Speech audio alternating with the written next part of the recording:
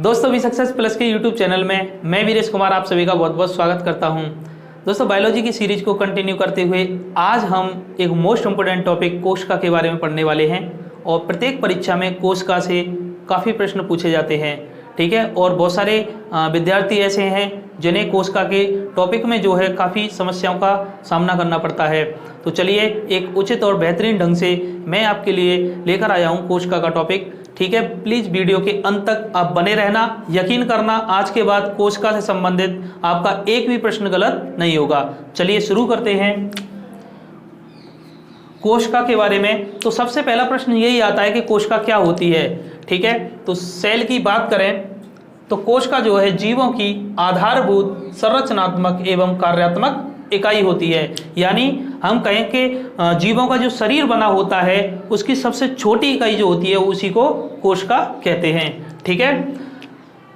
जीवों का शरीर एक या अनेक कोशिकाओं से मिलकर बना होता है। यहाँ बात करें दूसरा पॉइंट है, जीवों का शरीर एक या अनेक कोशिकाओं से मिलकर बना होता है।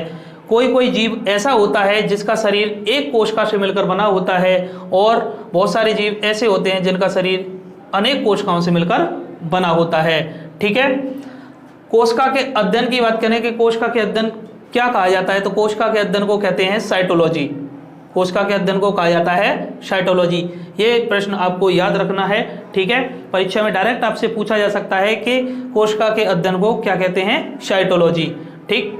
कोशिका की खोज की बात करें तो कोशिका की खोज किसने की थी, तो कोशिका की खोज की थी रॉबर्ट हुक ने, ठीक है। रॉबर्ट हुक ने 1665 ईस्वी में कोशिका को संयुक्त सूक्ष्मदर्शी के द्वारा देखा था, ठीक है। इन्होंने क्या किया था, एक जो संयुक्त सूक्ष्मदर्शी है उसके द्वारा एक कॉर्क में इन्होंने कोशिका को देखा था। जो मधुमक्खी का जो छत्ता होता है उसमें इन्होंने खोज की थी, ठीक है, कोशिका की। तो वह मृत कोशिकाएं थीं और इन्होंने रॉबर्ट हुक ने जो है उन मृत कोशिकाओं को नाम दिया था कोशा, ठीक है।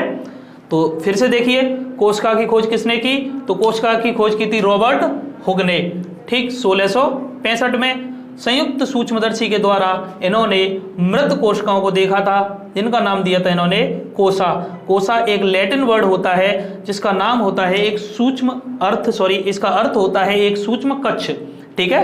कोसा का अर्थ जो होता है वह होता है एक सूक्ष्म कक्ष। चलिए आगे देखते हैं। तो कोशिका की खोज हो चुकी है रॉबर्ट हुक के द्वारा। आगे 1674 ईस्वी में एक व्यक्ति थे ल्यूवेन हॉक ने जो है खोज की थी जीवित कोशिका की, ठीक है। अगर आपसे पूछा जाए कि जीवित कोशिका की खोज किसने की थी तो वह की थी ल्यूवेन हॉक ने और इन्होंने इसका नाम दिया था बैक्टीरियम, ठीक है। इन्होंने इसका नाम दिया था बैक्टीरियम। तो यहाँ देखिए फिर से कोशिका की जो सबसे पहले खोज की गई थी वह रॉबर्ट हुक के द्वारा की गई थी 1665 में और वह मृत कोशिकाएं थी, ठीक है। और रॉबर्ट हुक ने मृत कोशिका को नाम दिया था कोसा और वहीं ल्यूवेन हॉक ने 1674 में जीवित कोशिका की खोज की और इसका नाम दिया था बैक्टीरियम, ठीक है। चलिए आगे देखते हैं। फिर 1831 ईस्वी में रॉबर्ट ब्राउन नामक व्यक्ति ने खोज की थी केंद्रक की।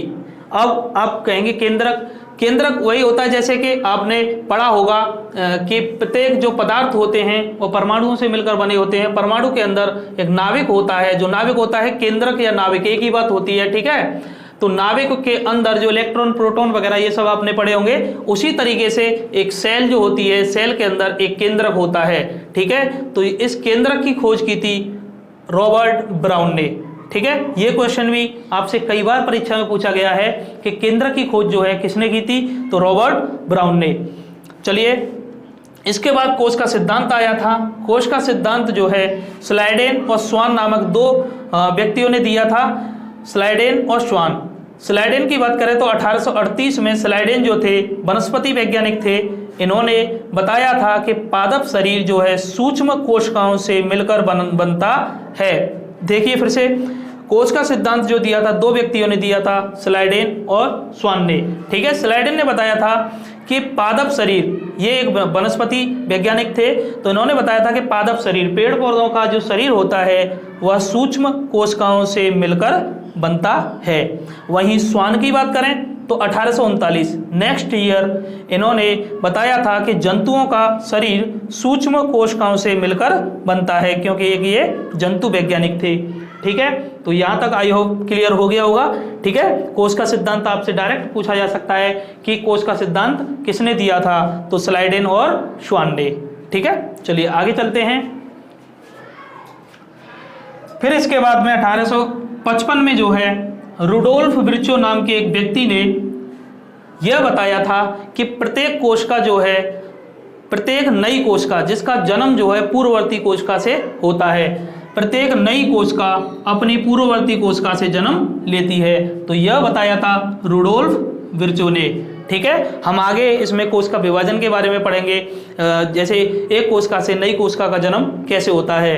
ठीक है, देखिए आगे जीवों की बात करें तो जीव दो प्रकार के होते हैं, एक कोशिकीय और बहुकोशिकीय।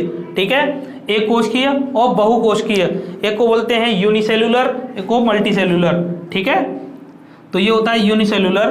तो इसकी बात करें एक कोश की, जिसमें एक कोशिका पाई जाती है। अभी हमने यहाँ देखा था कि जीवों का शरीर एक या अनेक कोशिकाओं से मिलकर बनता है, तो मैंने आपको बताया था कि एक कोशिका भी होती है जीव में, जिसका पूरा जो होता है क्रियाकलाप वह एक कोशिका के अंतर्गत ही होता है। ठीक है, तो इसमें आते हैं एक कोशिकीय में अमीबा, पैरामीशियम, जीवाणु। ठीक है, तो यहाँ से आपको याद रखने हैं कि एक कोशिकीय जिनमें एक कोशिका पाई जाती है वह होते हैं अमीबा, पैरामीशियम और जीवाणु, बैक्टीरिया। बहुकोशीय की बात करें तो बहुकोशिकीय जो होते हैं वह पादप एवं जंतु होते हैं। जैसे कि हमारा शरीर जो है लाखों करोड़ों सेलों से मिलकर बनता है। ठीक है, वैसे ही पेड़ पौधों का शरीर भी बहुत सारी कोशिकाओं से मिलकर बनता है। चलिए सबसे छोटी कोशिका की बात करें तो यह क्वेश्चन आपसे डायरेक्ट पूछा गया है कई बार कि सबसे छोटी कोशिका कौन सी होती है, तो पृथ्वी पर सबसे छोटी कोशिका माइकोप्लाज्मा की होती है, माइकोप्लाज्मा की होती है। यह एक ये जीवाणु होता है। ठीक है, यह एक जीवाणु होता है माइकोप्लाज्मा, इसकी कोशिका सबसे छोटी होती है। और मानव शरीर में बात करें, मानव शरीर में सबसे छोटी कोशिका शुक्राणु की होती है, जो स्पर्म की जो सेल होती है। ठीक है, तो शुक्राणु की होती है, उसके बाद दूसरे नंबर पे आरबीसी की होती है। ठीक है, और सबसे बड़ी कोशिका की बात करें तो सबसे बड़ी कोशिका शुतुरमुर्ग के अंडे की होती है।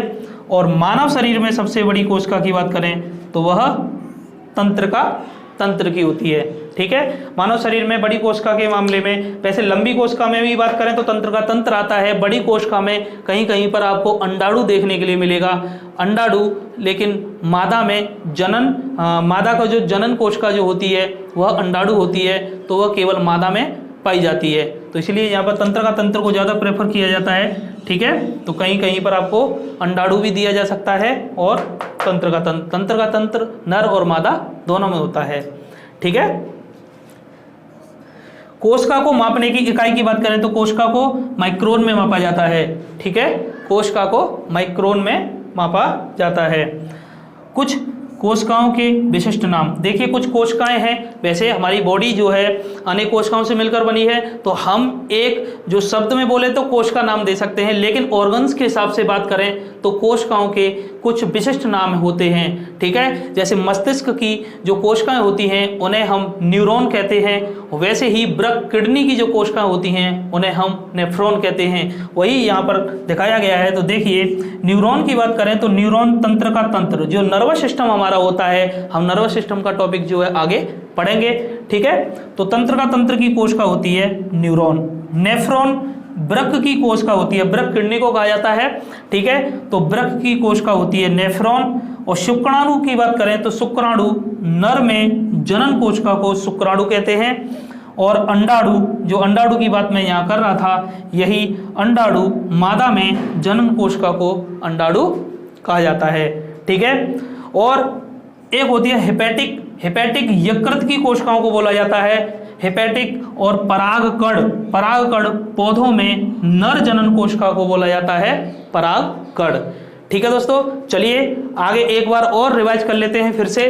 तो कोशिका की बात करें तो कोशिका जो है कार्यात्मक और संरचनात्मक इकाई होती है। जीवों का शरीर एक या अनेक कोशिकाओं से मिलकर बनता है।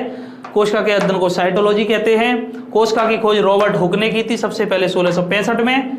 इन्होंने मृत कोशिका की खोज की थी, जिसका नाम दिया था कोसा। वहीं ल्यूवेनहॉक की बात करें तो ल्यूवेनहॉक ने 1674 में जीवित कोशिका की खोज की थी, इसका नाम दिया था बैक्टीरियम।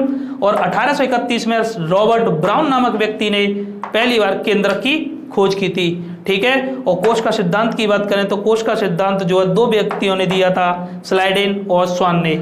स्लाइडेन ने सबसे पहले बताया था कि पादप शरीर जो है बहुत सारी कोशिकाओं से मिलकर बनता है, और स्वान ने बताया था कि जंतुओं का शरीर बहुत सारी कोशिकाओं से मिलकर बनता है। उसके बाद 1855 में रुडोल्फ विर्चो नामक व्यक्ति ने यह बताया था कि प्रत्येक नई कोशिका अपनी पूर्ववर्ती कोशिका से जन्म लेती है। उसके बाद जीवों की बात की थी हमने, तो जीवों में एक कोशिकीय और बहुकोशिकीय जीव होते हैं।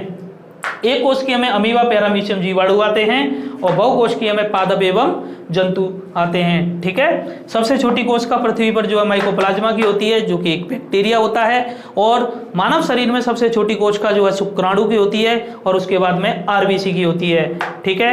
और सबसे बड़ी कोशिका पृथ्वी पर शुतुरमुर्ग के अंडे की होती है, और हमारे मानव शरीर में सबसे बड़ी कोशिका तंत्र की होती है, ठीक है।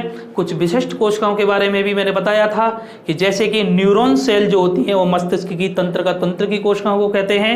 नेफ्रॉन वृक्क की कोशिका होती है, ठीक है। और शुक्राणु नर में जनन, जो लैंगिक जनन जो होता है उनकी कोशिका को शुक्राणु कहते हैं। और अंडाणु मादा जनन को की जो कोशिकाएं होती हैं उन्हें अंडाणु कहते हैं। और हेपेटिक यकृत की कोशिकाओं को कहा जाता है। और परागकण पौधों में नर जनन कोशिका को कहा जाता है।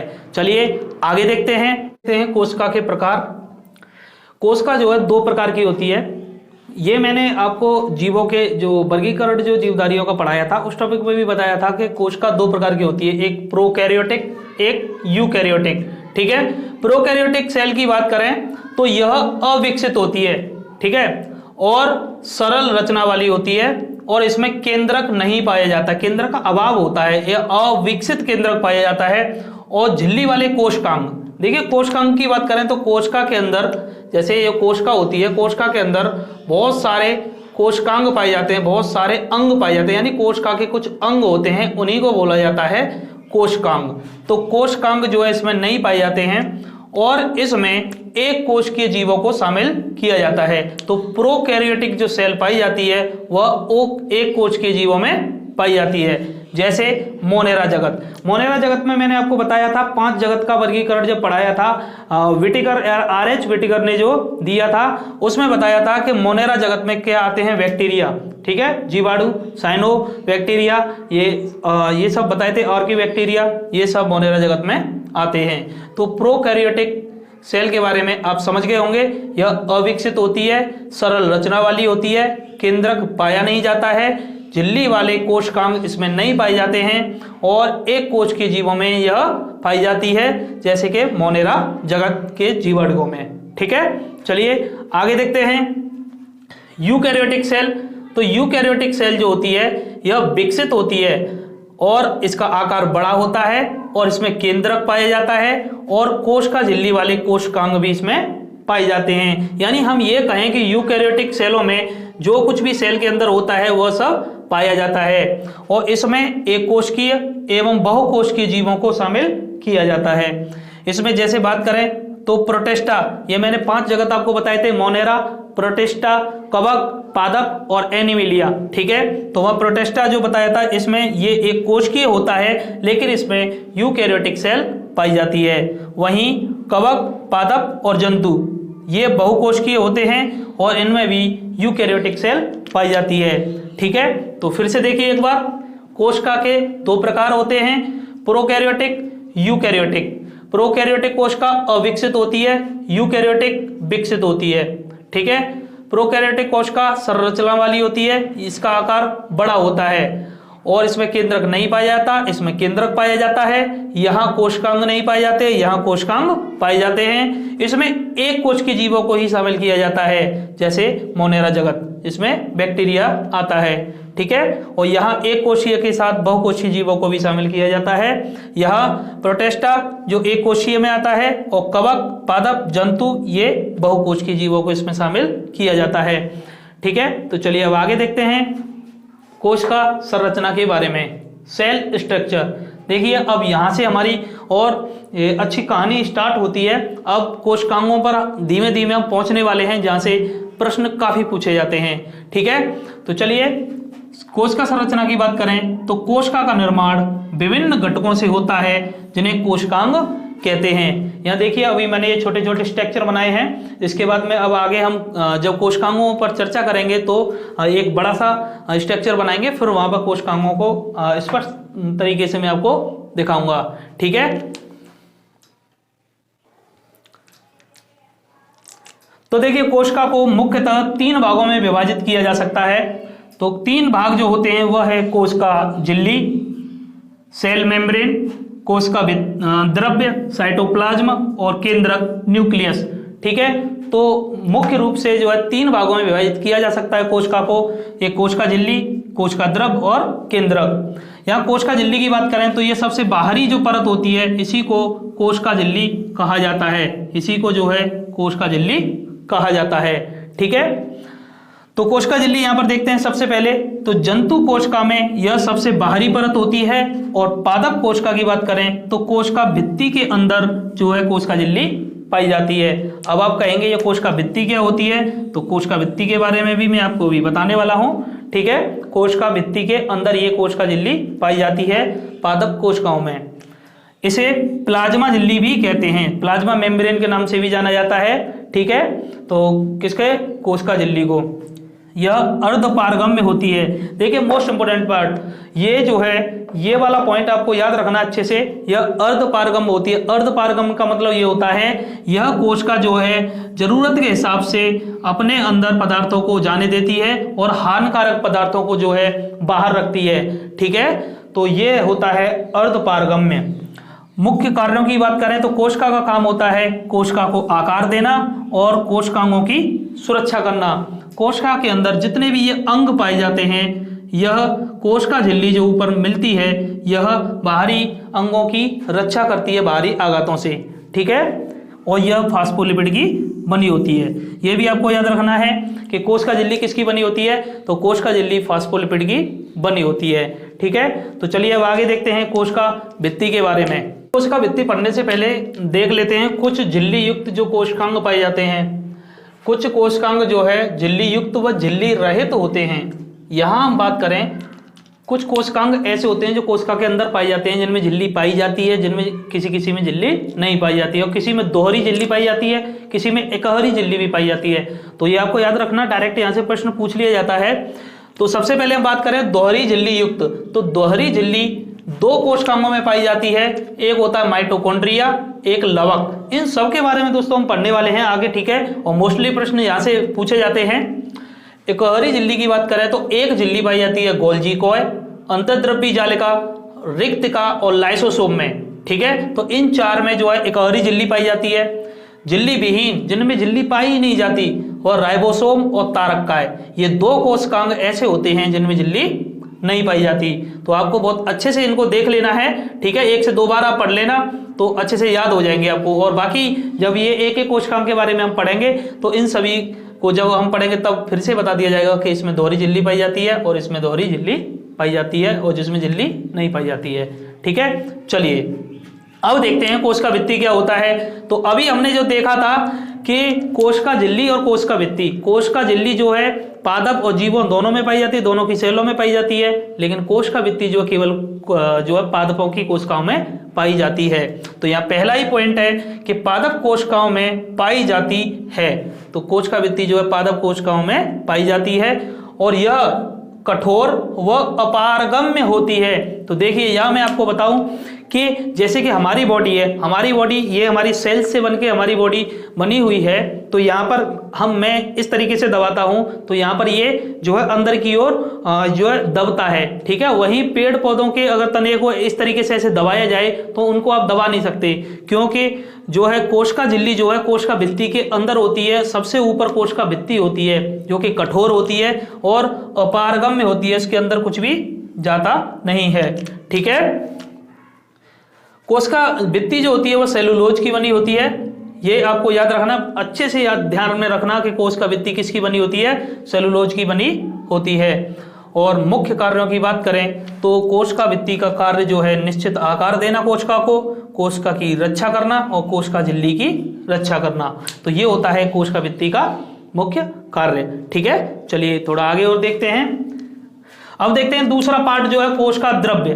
देखिए मैंने कोशिका द्रव्य के बारे में आपको बताया नहीं था। जैसे ये कोशिका है, कोशिका के अंदर ये केंद्रक है, 3 पार्टों में हमने बांटा था कोशिका को। सबसे पहले कोशिका झिल्ली, कोशिका झिल्ली, और इसके अंदर जो लिक्विड भरा होता है इसी को बोलते हैं हम कोशिका द्रव्य, कोशिका द्रव्य। और तीसरा पार्ट ये था हमारा क्या, केंद्रक। तो मुख्य रूप से हमने 3 पार्ट्स में डिवाइड किया था कोशिका को। ठीक है, तो अब देखते हैं कोशिका द्रव्य क्या होता है, ये जो लिक्विड जिसमें भरा रहता है।